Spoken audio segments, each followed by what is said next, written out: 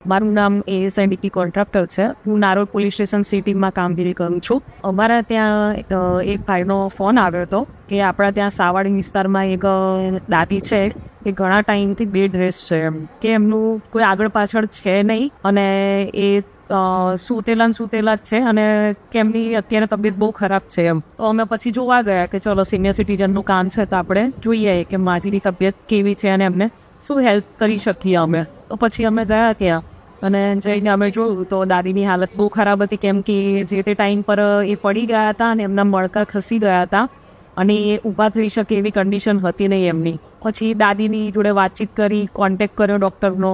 આગળ એમને થોડી દવાઓ કરાવડાવી તો અમે પછી એ ડૉક્ટરનો કોન્ટેક્ટ કર્યો એટલે ડૉક્ટરે કહ્યું કે આપણે ઓપરેશન તો કરી શકીએ છીએ પણ આમાં થોડી ક્વેરી આવી શકે છે કે કંઈની થઈ શકે છે દાદીને, તો એની જવાબદારી કોણ લેશે એમ. પછી જે તે ટાઈમ પર અમે જવાબદારી લીધી કે જે બી થાય તો અમે છીએ એના માટે, અને અમુક જે ડોક્યુમેન્ટ્સ બનાવવાના હતા જે તે ટાઈમના એ ડોક્યુમેન્ટ્સ બનાવડાયા અને પછી દાદીનું ઓપરેશન કરાવડાવ્યું અમે.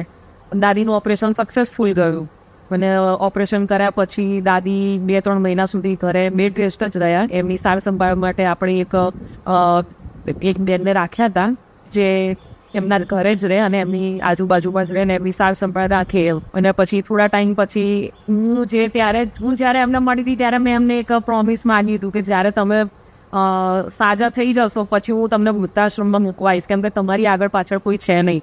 અને અમે બી એઝ અ પોલીસ ઓફિસર તરીકે, સી ટીમ તરીકે અમે એટલું બધું તમારી ઉપર ધ્યાન ના આપી શકીએ જેટલું તમારી જોડે રહીને વૃદ્ધાશ્રમમાં આજુબાજુમાં તમારી જોડે ત્યાં માણસો અને તમારી જોડેનું વાતાવરણ તમે જેમાં રહી શકો એમ. એટલે પછી દાદી એ વખતે એગ્રી થઈ ગયા હતા કે ચલો હું સારી થઈ જઈશ તો હું વૃદ્ધાશ્રમમાં જઈશ એમ. એટલે હમણાં 2 મહિનાથી દાદી વૃદ્ધાશ્રમમાં એમને મોકલી આપેલા છે દાદીને, અને અત્યારે આ રીતે અમે મળતા હોઈએ છીએ એમને. અને અત્યારે દાદીની તબિયત બહુ સારી છે અને અત્યારે વૃદ્ધાશ્રમમાં એમને બહુ કેવું કે સારું છે, હવે ફેમિલિયર વાળું વાતાવરણ થઈ ગયું છે અને એમને મજા આવી રહી છે. અમને કેટલા ઓપરેશન છે અને કેટલા કલાક ઓપરેશન ચાલ્યું હતું? એમના ટોટલ 9 ઓપરેશન થયા છે, 3 મણકાના, 3 ગાદીના અને બીજા 3 અલગ. એ રીતે એમના ટોટલ 9 ઓપરેશન થયા છે. ને ઓપરેશનમાં કેવું છે, એમનું ઓપરેશન 6 કલાક ચાલ્યું હતું. એ ઓપરેશન કર્યા પછી બી કેવું થયું છે કે એમને 3 વાર ફરીથી ટાંકા લેવડાવવા પડ્યા છે, કેમ કે જે ટાંકા એ જે પાછળ બેક સાઈડ પર લીધેલા છે ને એટલે એમનું હેવી બોડી છે તો એ જ્યારે બી સૂઈ જાય ને તો એ ટાંકા ખુલી જતા છે. તો એના લીધે કેવું થયું છે કે એમને ઘણી વાર ઓપરેશન કર્યા પછી બી એમને હોસ્પિટલાઇઝ કરેલા છે એમ. પણ અત્યારે એકંદરે કેવું છે, પહેલાં જે બેડ રેસ્ટ હતા ને એના કરતાં અત્યારે કન્ડિશન બહુ સારી છે. એ એટલીસ્ટ બેસી શકે છે એમ. કોઈ એના ઉપર એ કહેવાય ને ડિપેન્ડન્ટ નથી કે ભાઈ તમે મને ઊભા કરો તો હું ઊભી થઉં, એવું નથી.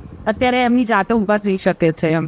નારોલ પોલીસ સિટીમાં એમને મદદમાં એવું છે કે પહેલાં તો એવું હતું કે એમની આગળ પાછળ કોઈ હતું નહીં, એટલે કેવું કે કોઈ સાથ પકડનારું નહોતું કે ભાઈ કોઈ હેલ્પ કરવા માટે પૈસાની એવી તો હેલ્પ એમની રીતે બી થઈ છે. એમની જોડે પૈસા હતા ને આપણે હેલ્પ કરી છે, પણ કેવું છે કે એમને એક સપોર્ટ જોઈતો હતો કે મારી જોડે કોઈ હોય અને મારી જોડે કોઈ બેસી રહે તો કેવું કે ડૉક્ટર સારી રીતે કામ કરી શકે એમ, કે એમનું જે ટ્રીટમેન્ટ કરવાની છે સારી રીતે થઈ શકે. એટલે ટ્રીટમેન્ટ કરાવવા માટે આપણે હેલ્પફુલ થયા છે એમને, કે એમને ઊભા કરવા માટે હેલ્પ થયા છીએ આપણે.